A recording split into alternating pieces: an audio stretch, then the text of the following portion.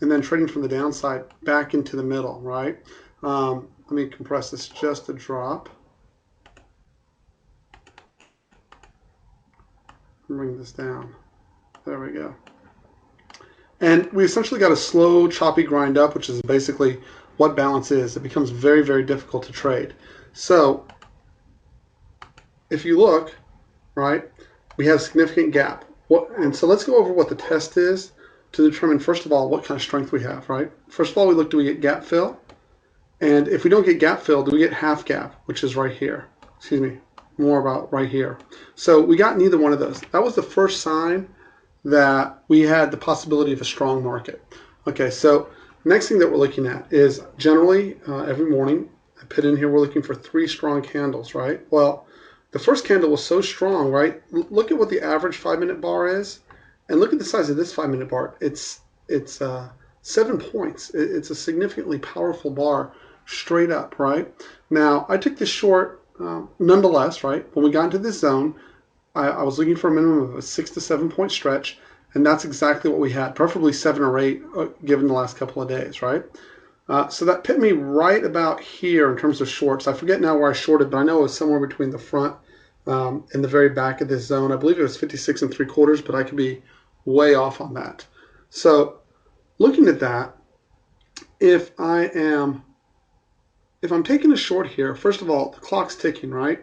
But more importantly, I almost got my fill right here, right? It came right down to the bid, and I couldn't get hit. I was either 1 tick or 2 ticks away, one of the two. Well, as soon as I see that, I have several choices as a trader. I can make a decision to either let that trade ride, move the stop to break even, right? Take a portion of the trade and leave the rest at break even, or I can simply choose to close the position out. Those are my choices, okay? I don't want to be panicky about my targets because I hit my targets pretty close to 95% of the time, that 2-point target, when I'm in a successful trade, versus just coming out break even. So what I generally like to do is to close that trade out at break even. I move my stop to break even, and then I'm hoping that it'll just come back around and hit me for my 2 points. Had multiple chances, as you can see in here, but finally came out, tagged me out, trade was over. That's not a big deal. As we rotated, the zone did exactly what it was supposed to do. It gave you a pause at exactly the right place. Now, where a lot of traders will make a mistake in this situation is they'll keep fighting it. They'll first get stopped here. They'll come up here again, and again, try to fight it, get stopped again, and they'll come up here. And one of the ways that this works, first of all, is they put very tight stops behind to try to control the speed at which it's going up. They don't want to take one trade with a large loss. They'd rather have a bunch of small trades, and that chews up traders' accounts significantly. The next area that causes problems is they don't have any kind of rules as to how many stops they can take, right? So they either fight it all the way up, or finally when it gets up here, they figure, well, I finally have got the rhythm. It's breaking each zone. What I'm simply going to do is get long here, and we're going to pop up here to this next zone. It makes a small head fake down to the downside, and then rotates right back up, and you end up getting stopped again. Why? Because most of the time, psychologically, by the time we're at this point of the day, right, and if you've taken 1, 2, 3 stops, you're already pretty nervous, and you're just trying to do anything you can to get back to even, and getting tagged out this 4th time is the knife in the heart, right, especially when it does roll around and come up to hit what you thought would be your eventual target. So the way I handle this, first, I use a timer, is one thing that I do. Second thing is if I get very close to being filled, meaning within a tick or two, I move my stop to break even most of the time. Okay. Next thing I do is I wait till I get good rotation. This was 7 points up, and it was a fine entry, at least by my count, right? We based out here. So what I want for my next entry is I want another 7 points up or as close to the back of the next zone. So I'm at 55. That would put me at 62, right? 55 plus 7, 62, very back of the zone. Again, I believe I was a drop early here. Once again, I could not get my 2-point rotation down. Barely missed it. Again, moved my stop here. Which one did I do here? You know what? I was actually early here. I stand corrected. I was early here, and I was unable to get my my rotation back down. We were already in the zone for 25 minutes, and I should have stopped this trade. I did not stop it. I ended up taking a loss of just where was I? I believe I was at 2 3/4 points on this loss. Now, one of the things I do with my journals, I come back and look how I could have done things better. Clearly, had I bothered to calculate, and I had a lot of things going on, because you have to remember one of the deals I'm doing is trading multiple markets at the same time. But if I'd simply done a calculation and said I need 7 points of rotation at a minimum, I would have said I need 1762 as my entry, or maybe a tick below. And I would have gotten my 2 points had I done that, right? Because we rotated here, came right back down to the bottom for 2 points. I missed it. Several of my clients, coaching clients, actually did the calculation correctly, and they ended up getting paid. I ended up getting stopped here, break even here. Again, there was no rotation, there was no basing like we had here for 15 minutes. So I really had nothing to base this trade off of. There was no solid bottom. So the front, middle, or back of the zone was just fine. I ended up getting stopped just shy of the 64, and I put in another order right in the middle of the zone. Once again, I had a very hard time. I missed getting this 2 points just by a tick. Once again, I moved my stop to break even. So out of 3 trades, I lost on one. And here's where the other area where I'll criticize myself. I have a 25-minute rule, and I pushed past it, even though I had kind of indicated to others that it might be a good idea to consider either taking off a portion or all of the trade. I did not do so. So when I get a situation like that, where I've broken my rules, I kind of go back in and look at what was my motivation behind not covering this trade, right? And so when I did some journaling this afternoon, when it got slow, this is what I came up with. So I know that I got stopped break even on this trade when I almost had my 2 points. When I was in here, I figured, well, if it just bounces one more time, I know we've gone past the 25 minutes. I negotiated with myself, and I figured, just another 5 minutes, and maybe I can finally get that roll down, and I can get my 2 points on the day and move on, because all I need is 1 or 2 trades, profitable trades for the day. Obviously, I ended up getting stopped here, and that also threw off my last trade. I actually had an opportunity in this trade to take it off at almost 2 points. It would have been, it went bid 8 ticks, ask 7 ticks. I simply could have exited out of it, and it would have been a successful trade. However, what I wanted to do, because I shifted at this point, because I'm getting frustrated, right, with the lack of rotation.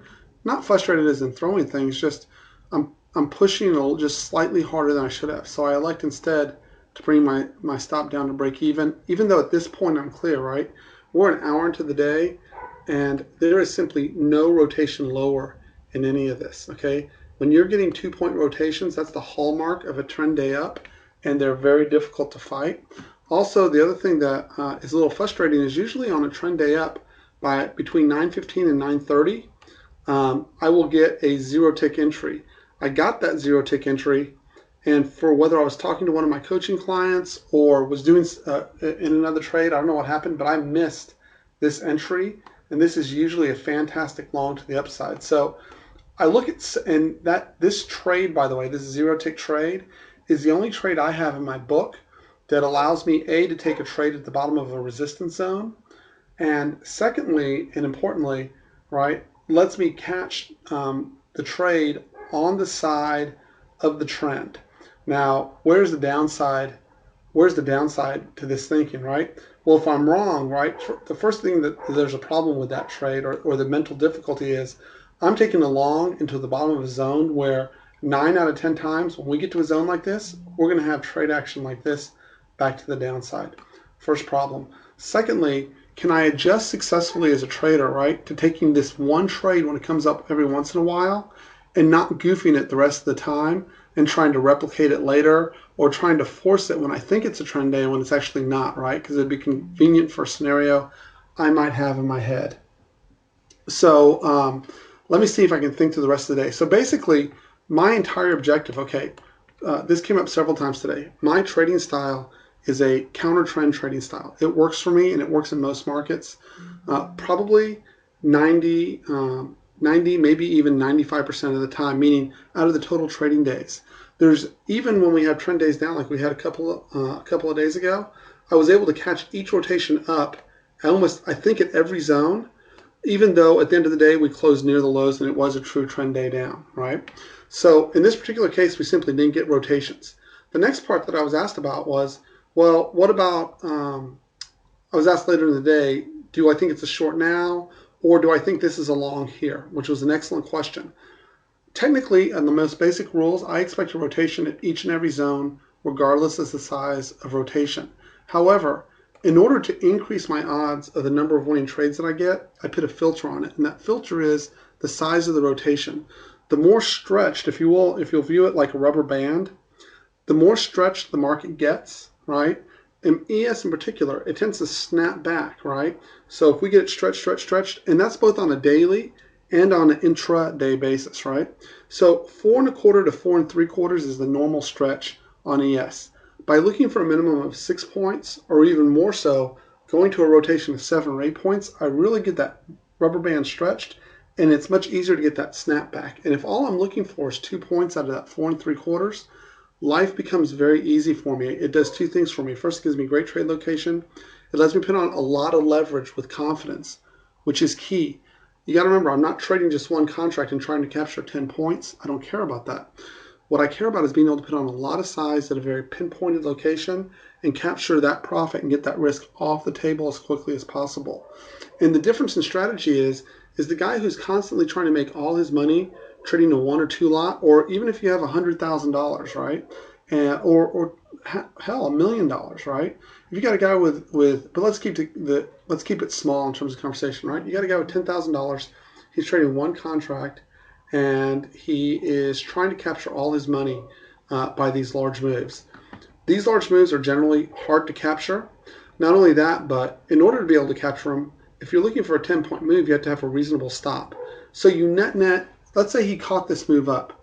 How many times has he been stopped out in an effort trying to get this trade, right?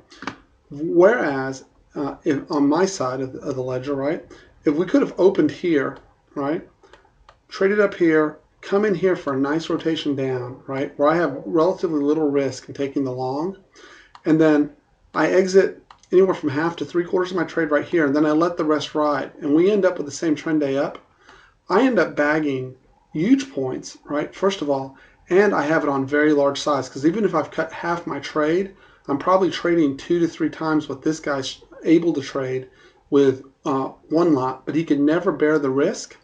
In addition, in order to get this trade, you simply had to go and simply had to know that we were going to trend up.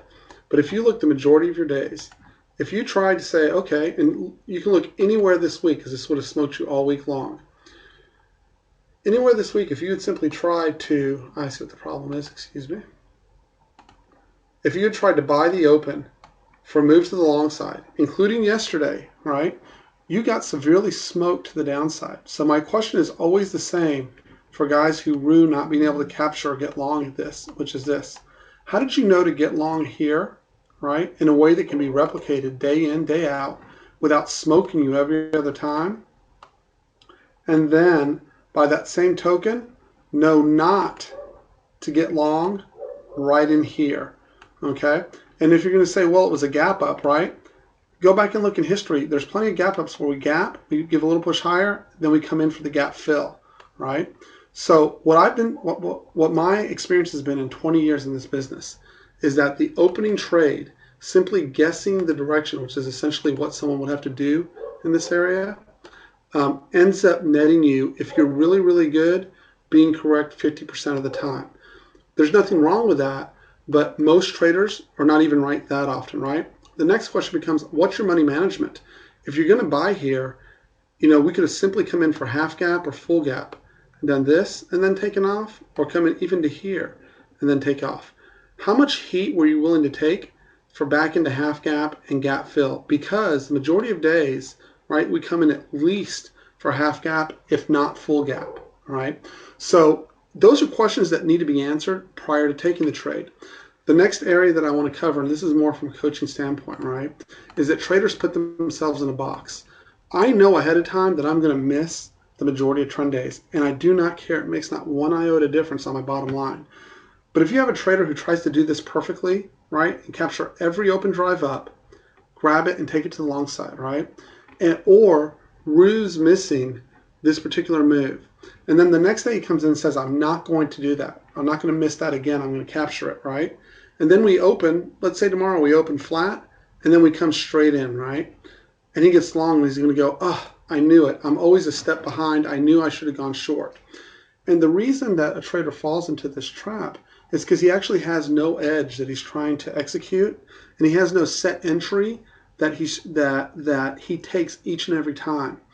And it's for that reason that he ends up always having to read the market, or maybe even watching every bit of news that comes out, because he's simply trying to guess which way we're going to go and how far we're going to go. I also had an internet conversation today. The last question was, well, once you identified that it was a trend day, why did I keep taking these counter trades at each of these locations? And the answer to that is very, very simple. The majority of the time, my strategy calls for taking the first touch into these zones, right? You'll also notice that every touch of these zones, without exception today, provided a rotation. We barely missed this one. I might have been off by a tick here. So if I'm going to be afraid to take these trades, if it's in your trade plan to simply say I'm not taking a counter trade prior to 9:30 on days I recognize that it's a trend day, that's fine. But you'd also have to do that on the same thing on the downside. And there's plenty of days on the downside where we start off looking like it's a trend day, yesterday being a great example. And then by 9:30, we've already started to make the turn, and we came all the way back. I can't tell when we're going to get this and when we're going to get this. I also can't tell if we're going to rotate off of this zone back down or out of this zone back down, which was my plan, by the way, was to take trailers out of these zones back to the downside, right? My hope was that we would break back below Globex highs, and then push to the other side of the range, okay, which is exactly what happened, just the reverse of that yesterday, okay? Normally days prior to non-farm payroll tend to be balanced days, right? I really kind of expected to move like this tomorrow. No big deal. But if I'm afraid to take this trade each time it comes into my zone, there's plenty of examples on the blog where we were going the other direction, right? Where we're ripping down into a zone and I take this trade and I get my 2 points in seconds. You can look at yesterday's trade. There's multiple examples of that. If I'm afraid here, I'm going to be afraid here. And looking at it if you flip it backwards, it will be a scary experience and one that you cannot determine which way you can take these trades. And so what people want to do instead is they want certainty of which direction it's going. And that's what kills most traders versus I simply take the trade. If I don't get my 2 points, I lower risk relatively quickly. And worst case scenario, right, I didn't take the front of the zone on any of these trades, not one of them. So I was going to lose less than 4 points on all of these. I more than made that yesterday across the board all day long. And between NQ and ES, my P&L was relatively large. Not only that, but every day this week has been an extremely profitable day, right? So if I take, my trade plan calls for me to stop trading if I take 2 stops back to back. My worst case scenario would be I would have taken the front of this zone, never gotten a rotation down, and immediately stopped. My worst case scenario is I'm down 8, and I'm far ahead of 8 points for the week. I believe on ES, I'm pushing 14 or 16 points